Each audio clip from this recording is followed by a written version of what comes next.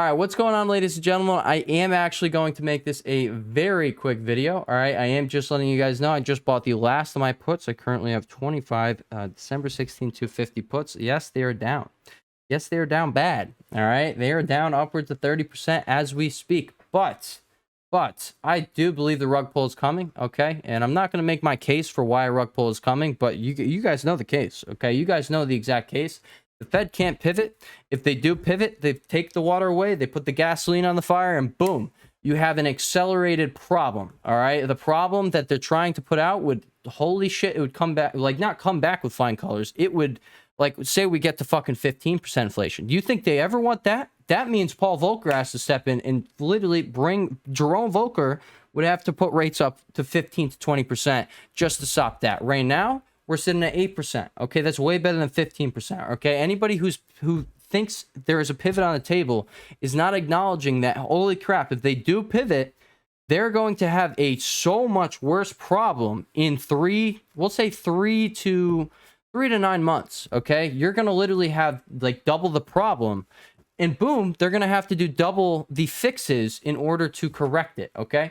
All right, so with that being said, now that we know Fed pivot is fucking off the table, anybody who's still thinking the Fed pivot is on the table, they're not acknowledging what I just said, okay? Which is like, holy shit, it's going to get much worse in the span of a year.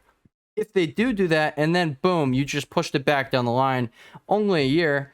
Like, it's not like they could do the COVID 2020 thing, and we get to 2022 and now the problem starts. No, the problem's gonna be fucking starting very well. It's not starting, it's gonna get very accelerated very quick. All right, so now that that's out of the table, let's go over the technical out of the way and on the table. Let's go over the technical setup. I'm fully in my put position. I'm established. I'm not adding shit. Okay, that is it. All right, I told you guys I'd be adding on the gap fill. I just bought my last 5 contracts. What is happening at the gap fill? Well, it looks like shorts are stepping in and longs are tripping. All right. And I do want to point out how anybody could be playing the shit out of this. I personally didn't play the shit out of today. But there were like several warning signs, okay, that someone could have played the shit. I could have played the shit out of it. Okay. There was thousands of differences here. By that, I mean $4,000 worth of difference in my account that I could have literally played. All right. But I didn't. Okay. But what could have someone done? They could have, that was such a sloppy line. They could have acknowledged that there was a 15-minute divergence right there. You come over a 30-minute time frame, you have a 30-minute bullish divergence there, clear as day. All right, literally finished on the exact bottom candle. If you come over the 15-minute time frame, this one finished up on that, and then boom, you would have gotten confirmation that it was forming right there on the literal low of the day. There you fucking go. Fuck you, bulls. Not fuck you, bulls. Fuck you, perma bulls. Okay? I actually am just disgusted at the amount of perma bulls that are just out and about saying the only reason the Fed has to pivot, literally the only reason, is that we are on the brink of collapse and the Fed is going to avoid this. But again, they avoid it for 3 to 9 months and then boom, they have to do double the damage to get markets under control. Okay, we need deflationary times. People are not acknowledging that. Okay, that is exactly what needs to happen. Okay, we need years of pain in order to correct what's going on, and people are acting like they're just going to push this back a few months and then have to do double the work in a few months. Why does that make sense? Other than like maybe they're going to do it for midterms and then boom, immediately pivot again to the downside. But like, again, Fed credibility is already like on edge, then it would be going out the window. And people are betting that the Fed is going to lose their superpower. Why the fuck would they lose their superpower? Why would they risk it? There's no point. If they lose their superpower, which is the money printer, okay, if they lose the world's reserve currency status, all right, this will never be able to happen again, okay? It will never be able to happen again. Why would they risk that, okay? Like, who cares if we have a downturn, okay? Because in the end, they know this will be able to happen, okay? But if they do what people are, like, betting on pretty much, okay, the only reason the market has been rallying, they will not be able to do this again. They won't be able to fix it, is what I'm getting at. It's going to get so bad, they're going to inflate their currency, and then boom, yeah, it's going to collapse either way, and then boom, they can't do shit about it, okay? So I'm just saying, guys, that whole argument is fugazi, okay? But let's get into the TA. We're going to make this very quick, all right? The TA really can be covered in maybe 1 or 2 minutes. Okay, so going over what I mentioned in yesterday's report, okay, or update, whatever you want to call these things. All right, we had a triple bearish divergence. We can actually do this on SPY. We'll be covering SPY. We had a triple bearish divergence right there. Okay, that was starting right there. All right, boom. Yeah, it predicted a 2% sell-off. Okay, that was on an hourly time frame. And what happened? We started pivoting back to the upside when your oscillator reset. Okay, this is what I was saying like a while back about like people who fly blind without their oscillators, without their radar, all right, risk just running straight into a storm. Well, what happened right here? Okay, like it was, I'm not going to say it was destined to bounce, okay, but you had several warning signs that I already pointed out in the beginning of the video.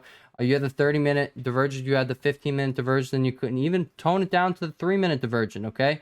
This whole thing was a 3-minute divergence, okay? Anybody could have played the shit out of this. I didn't, okay? But anybody could have, okay? And that's really all I really want to do here on this channel. Like, yes, I want to tell you guys where the market's going, but I want to teach you guys how to fish, okay? And that's exactly what I do believe I accomplish here every day, which is just like, hey, this is how you would have done it. This is how you guys can do it tomorrow, okay? All right, so aside from that, let's step on to the bigger time frames. We go over the 4-hour time frame. We have a bearish divergence forming as we speak right here. All right, you are going right here. You clear as they made your higher. You clear as they are making that lower low. If you do start to pivot, if you get a 4-hour candle that goes to the downside, I do expect that probably going to start turning down.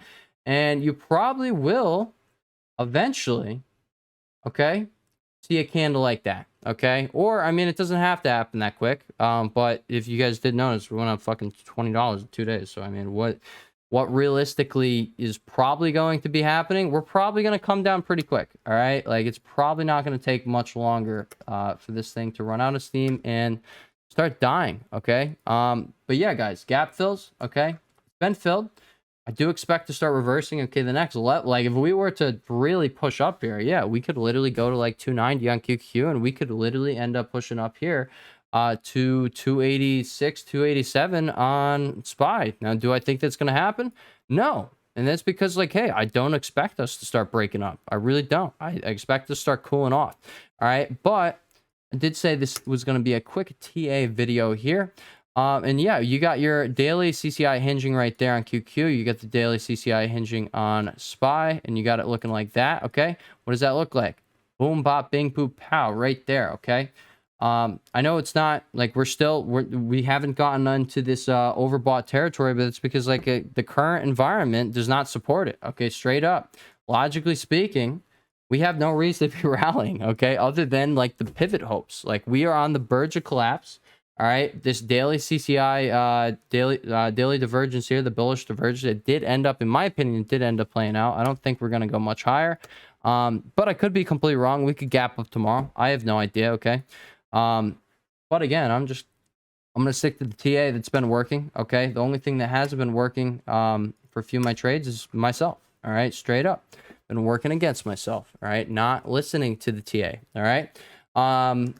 Other than that, I mean, that's pretty much it, guys. You got your daily, your daily CCI hinging. Like, I'm just saying, guys, it's just not looking too pretty. It does look like you are going to have a rug pull, all right? And it's probably going to be just as quick as we went up here, all right? I'm not saying it happens in 1 day. I'm not saying it happens in 2 days, but bears are likely to start taking control, all right? I'm just getting it out there, all right? And I do want to remind you guys, again, we just have lackluster volume here. I'm just waiting for these big volume days that are most likely going to step in when we start returning to the downside, okay? This really does remind me of what we had right here, okay? You went there and then boom, you fell off a cliff, okay? And you had this volume spike right here. What does this look like?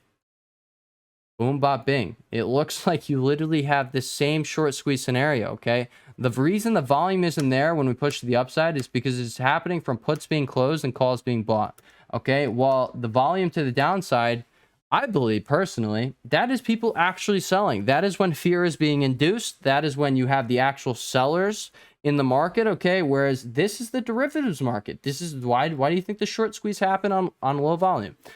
That's why, all right? That is literally why.